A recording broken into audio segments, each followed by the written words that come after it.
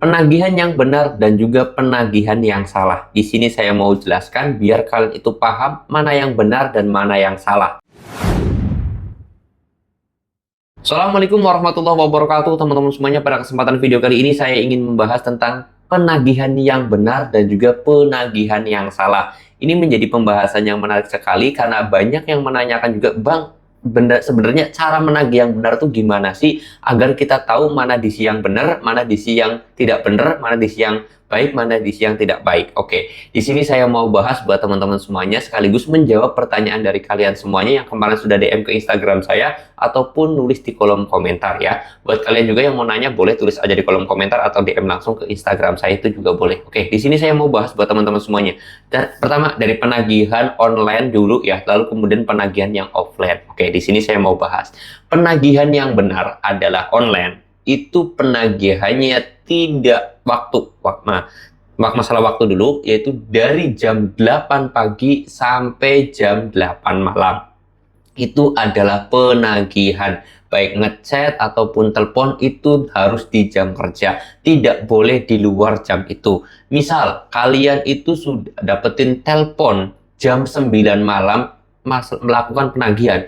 Itu DC itu sudah melanggar aturan, teman-teman ya. Kalian ditelepon dapetin chat dari DC jam 7 pagi, itu artinya DC tersebut sudah melanggar aturan. Karena dalam aturannya, penagihan via online itu dari jam 8 pagi sampai jam 8 malam saja. Tidak boleh penagihan di luar jam itu. Kalau misalkan kalian itu dapat tagihan jam 9 malam, jam 10 bahkan atau bahkan tengah malam, itu artinya DC tersebut sudah melanggar aturan. Itu adalah penagihan yang salah ya. Yang benar adalah nagihnya itu dari jam 8 pagi sampai jam 8 malam aja itu. Pertama. Lalu kemudian yang kedua adalah masalah chatnya. Jadi dalam proses penagihan, pembicaraan tersebut tidak boleh mengandung unsur sara, mengintimidasi, menakut-nakuti, meneror, apalagi mengancam nasabah tersebut. Itu tidak diperbolehkan, teman-teman. Jadi kalau misalkan kalian itu sudah bakal ditakut-takutin nih, saya akan datang ke rumah kamu membawa RT, RW, itu sudah melanggar. Terus kemudian kalian itu diancam lagi atau bahkan kalian itu di chat penagihan tersebut, saya akan menindaklanjuti ke jalur hukum. Itu kan menakut-nakutin. Itu juga sudah melanggar. Apalagi itu juga menebarkan hoax juga. Kenapa? Karena saya yakin dia nggak bakalan datang ataupun membawa kasus ini ke ranah hukum gitu loh. Kenapa kok nggak bakal berani membawa ke ranah hukum? Karena sebenarnya pinjol juga sadar diri bahwasanya dia tuh banyak pelanggarannya, banyak kekurangannya, dia juga sebenarnya bermasalah gitu. Bukan kalian aja yang bermasalah dengan pinjol, tapi pinjol sebenarnya juga bermasalah dengan pemerintah. Kalau pinjol itu membawa ke ranah hukum atau membawa ke persidangan, maka pinjol tersebut juga bakal diselidiki. Mereka takut kalau diselidiki banyak sekali, ya nggak tahu mafianya atau kebobrokannya atau kejelekannya bakal banyak nantinya. Akhirnya pinjol saya yakin nggak bakalan berani membawa ke jalur hukum, teman-teman ya. Jadi masalah proses penagihan itu tidak boleh menakut-nakutin, mengintimidasi, mengancam, meneror, itu hal yang tidak diperbolehkan sama sekali ya teman-teman semuanya. Jadi buat teman-teman semuanya yang pernah mengalami hal itu, silahkan kalian galvai aja karena pinjol itu sendiri sudah melanggar aturan ya. Jadi ingat tuh, merendahkan juga ya, termasuk kamu ini misalkan saya orang Jawa, dasar orang Jawa, kamu itu goblok banget nggak mau bayar hutang. Kalau sudah dapat chat seperti itu, kalian wajib galbay karena sudah dilanggar atau pinjol tersebut sudah melanggar aturan. DC tersebut sudah melanggar aturan. Itu ya teman-teman ya. Lalu kemudian yang keduanya yaitu tentang penagihan offline. Nah, penagihan offline ini ada beberapa hal yang harus kalian ketahui masalah penagihan yang benar. Pertama, dia itu DC atau DC lapangannya atau field collection-nya, terserah kalian mau bilang DC ataupun FC, itu terserah, tapi orang yang nagih ke rumah kalian intinya mah itu ada yang bilang DC, ada yang bilang FC, terserah. Tapi yang memang yang cocok itu field collection atau FC ya teman-teman. Ketika dia itu datang ke rumah kalian, pastikan terlebih dahulu kalian itu meminta ID card-nya.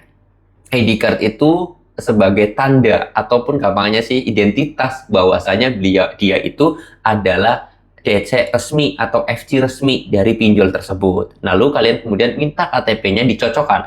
ID card itu dengan KTP-nya itu cocok enggak? Karena banyak juga DC yang nakal atau FC yang nakal itu minjem ID card temennya yang sudah punya legalitas, terus kemudian dia datang ke rumah kalian, nih saya bawa ID card, tapi ketika dicocokkan dengan KTP ternyata nggak cocok atau tidak sesuai, kayak gitu. Itu pertama yang harus kalian lakukan. Kalau misalkan FC tersebut tidak membawa ID card, kalian boleh cuekin, kalian boleh tinggalkan, kalian nggak usah ladenin, kalian masuk rumah lagi aja. Itu pertama.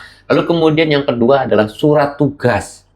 Surat tugas ini isinya adalah penagihan kalian berapa, yang tertuju ke alamat kalian, tugasnya bener enggak, orang itu yang datang, itu namanya surat tugas atau korp tugasnya. Jadi di situ bakal tertulis nama kalian, alamat kalian, tagihan kalian, hutangnya kalian itu berapa, di situ ada di dalam surat tugas. Kalian lihat, harus nama kalian, alamat kalian, dan itu adalah hal yang wajib banget diminta. Yang kedua, kalau misalkan nggak ada surat tugasnya, kalian nggak usah ladenin karena itu adalah penagihan yang salah atau penagihan yang tidak benar gitu. Dan yang ketiga adalah kalian harus melihat juga atau meminta kepada FC tersebut untuk masalah sertifikasi penagihan. Karena setiap FC lapangan ataupun file collection ataupun DC lapangan itu harus mempunyai sertifikasi. Kalau orang tersebut ataupun FC tersebut tidak mempunyai sertifikasi, kalian nggak usah ladenin karena itu udah pasti orang yang tidak benar, teman-teman ya.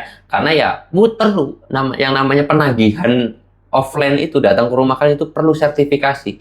Nah, seperti itu kalian harus minta. Kalau nggak tiga-tiganya ini tidak ada satupun, maka kalian berhak untuk langsung masuk rumah, nggak usah ladenin orang kayak gitu.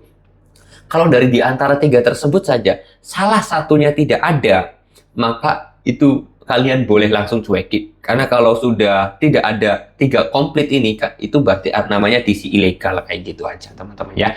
Nah, terus kemudian yang keempatnya adalah orang tersebut datang dengan ramah, dengan ya senyum, sopan santun, itu harus perlu dilakukan juga. Kalau misalkan dia datang temu-temu langsung ngedor pintu, terus kemudian bahkan sampai nendang pintu, itu kalian gak usah ladenin karena itu bisa saja malah melanggar aturan. DC tersebut melanggar aturan, bisa saja nanti DC tersebut dipenjarakan karena mengganggu kalian, seperti itu.